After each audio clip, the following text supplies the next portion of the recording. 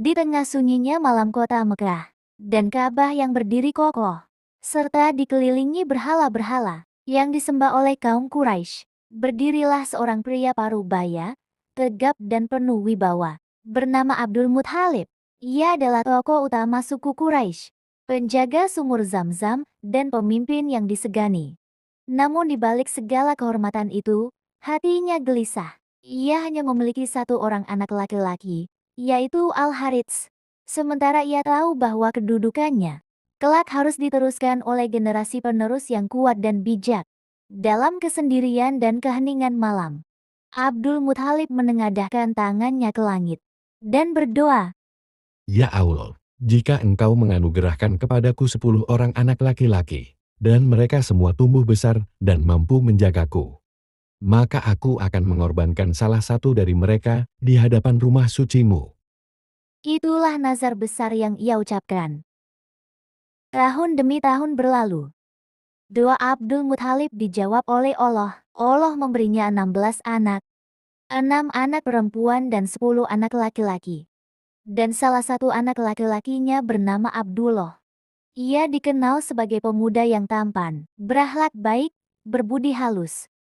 Abdullah menjadi kesayangan Abdul Muthalib karena kelembutan hatinya dan cahaya wajahnya yang memancarkan keistimewaan. Namun kini, Abdul Muthalib tahu, waktunya telah tiba untuk memenuhi nazarnya. Lalu Abdul Muthalib pun mengumpulkan ke-10 anaknya dan menceritakan nazar yang dulu pernah ia ucapkan. Meskipun berat, semua anaknya menyatakan siap jika harus menjadi bagian dari nazar ayah mereka. Dan mereka pun menuju Ka'bah. Tepat di hadapan berhala Hubal, berhala terbesar yang dijadikan tempat undian oleh kaum Quraisy. Lalu Abdul Muthalib menuliskan nama ke-10 anaknya pada panah dan mulai melakukan undian. Ketika panah dilemparkan, dan yang keluar adalah nama Abdullah. Dan tatkala Abdul Muthalib hendak melaksanakan nazarnya, kaum Quraisy yang menyaksikan mencegahnya.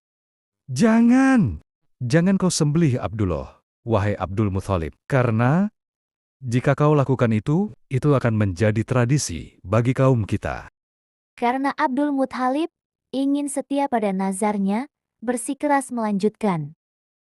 Kaum Quraisy tidak tinggal diam. Mereka menahan Abdul Muthalib dan menyarankan agar bertanya pada seorang dukun wanita yang tinggal di Yatsrib, Madinah.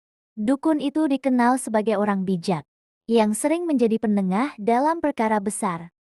Setibanya di sana, sang dukun pun mendengarkan kisah Abdul Muthalib. Sang dukun pun berkata, Kembalilah ke Mekah. Lakukanlah undian antara Abdullah dan 10 ekor unta. Jika yang keluar masih nama Abdullah, tambahkan jumlah unta 10 lagi. Dan lakukan undian ulang. Teruskanlah hingga undian menunjukkan unta, bukan Abdullah lagi. mereka pun kembali dengan harapan baru. Sesampainya di Mekah, Abdul Muthalib segera melaksanakan saran itu. Lalu ia pun memulai dengan mengundi antara Abdullah dan 10 ekor unta sebagai tebusannya.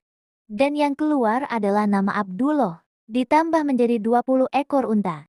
Diundi lagi, masih juga Abdullah, jumlah terus ditingkatkan. 30, 40, 50. Namun, setiap kali diundi tetap nama Abdullah yang keluar.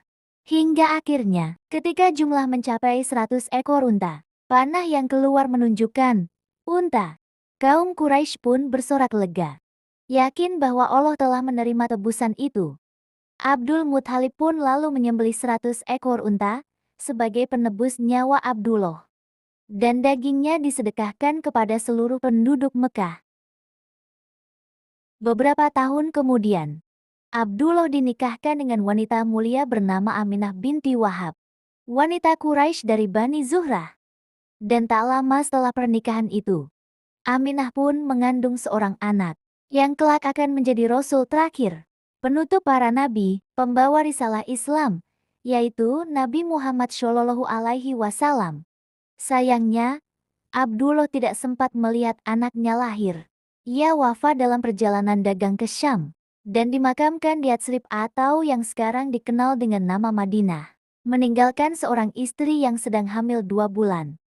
Dan beberapa bulan kemudian, tepatnya hari Senin, tanggal 12 Rabiul Awal 571 Masehi, menjelang fajar, Aminah melahirkan seorang anak yang membawa rahmat bagi seluruh alam.